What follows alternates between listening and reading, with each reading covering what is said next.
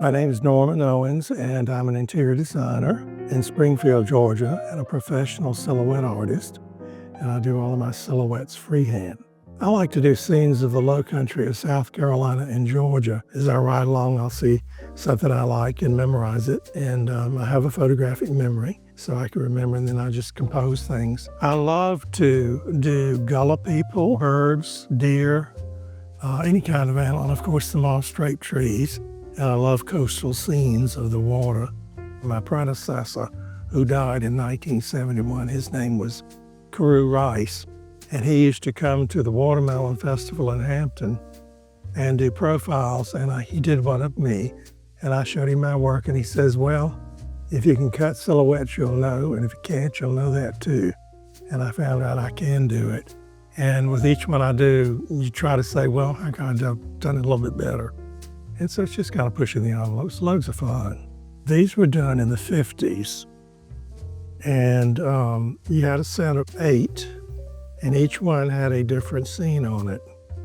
And Mr. Rice did this with the help of Rosalind Frame, who was one of the Crest daughters of Crest Dime Stores. She had a shop here in Savannah, Yemassee, and Ridgeland called the Hitching Post.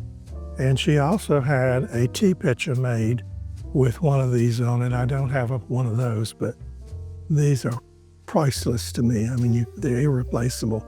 And I'm trying to get together with someone to do some things very similar. Every now and then you find some. There's a couple in Rankin that I did their home. They're in my choir. He's the mayor of Springfield, and she bought one of my cuttings a long time ago. I've got it on my phone.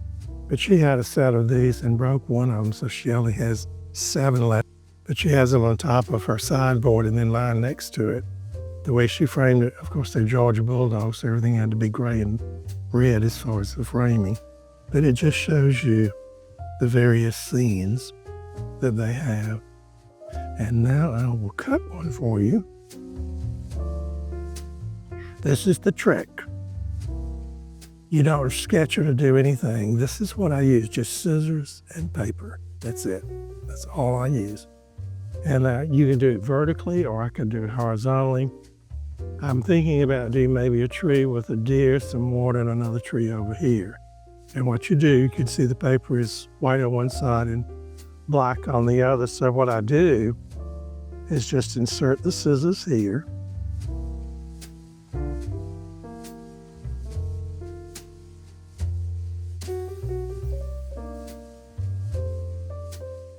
We'll do some grass.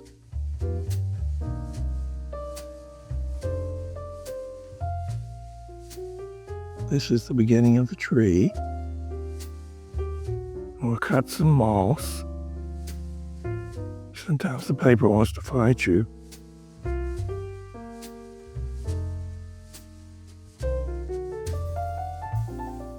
And once we get some grass cut here, then I'll cut the deer.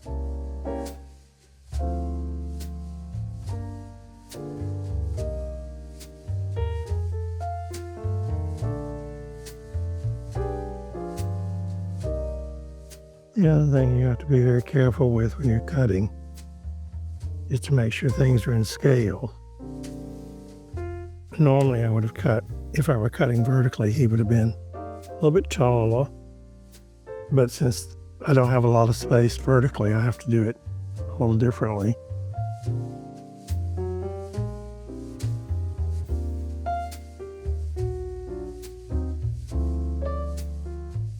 And this is our water line, and I need to make it a little straighter.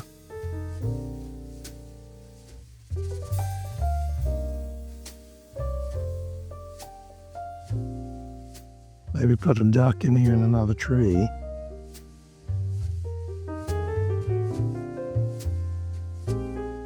Now this is going to be the one that's tricky.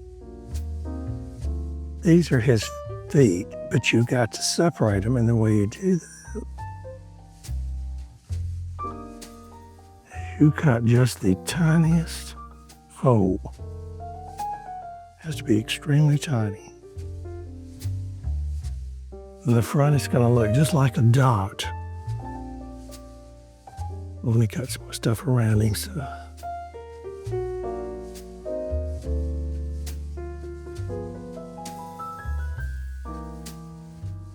You could do this with good typing paper or copy paper. I used to when I first got started, I didn't have access to the right paper, and I used construction paper, which is way too thick. You can't get good clean lines with construction paper. It's just too heavy. But with this or with copy paper, you can get a nice clean look.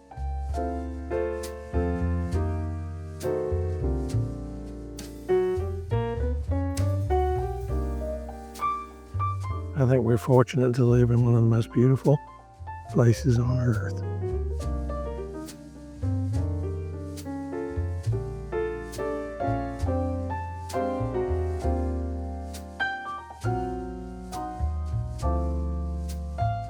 From colonial Williamsburg, there was a lady who taught herself to cut profiles, and it took her 17 years to do it. And she did a lot of research, and she cuts them for people who go to Williamsburg. And she did some research. And the technique you're seeing me use is what they call freehand. And she found out there's only 20 people in the world who can do it, which surprised me. Because you say silhouettes and people immediately think of the profile. Now, we're getting there. We're not there yet, but we're getting there. Now we've got to shape up the trees. See, it's shaping up. We're getting there.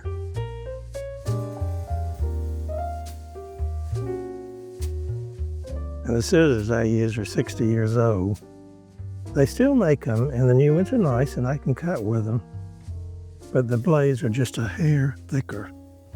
Not much, but it makes cutting those really tiny holes difficult.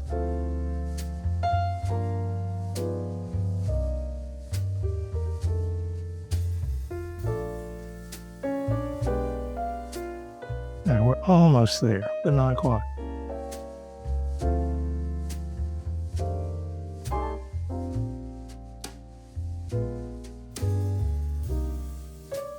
I think we're finished.